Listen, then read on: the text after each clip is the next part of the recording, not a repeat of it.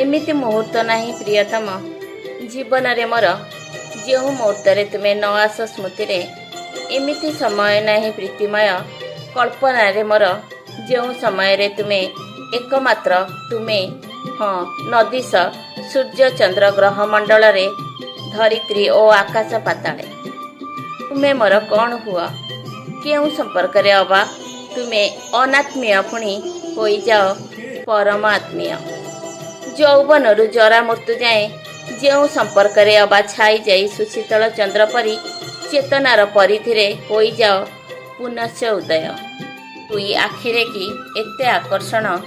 बांधिदेल मते मोर अजाणते स्नेह पुणी होईगला निबिड़ बंधन मो नाम तो उच्चारण करिन अथच तुमरी ओठर निशब्द डाकरे किपरि अवश ହେଲା चेतनार विचित्र संभार तुम मुह न देखी मु आखि बुझीदेले तुमे पुणी उभा हुआ बारंबार मन आईनारे तुम स्वर न शुणिले अवरुद्ध अभिमान अहंकार सबु खंड विखंडित होई बही जाए श्रावण वर्षारे तुम आसीबार चिन्ह स्थितिर आकाशे मोर आंकी जाए अनेक संदेश सहस्र योजन दूरे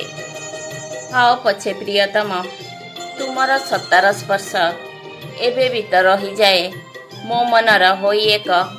श्यामल सारांश।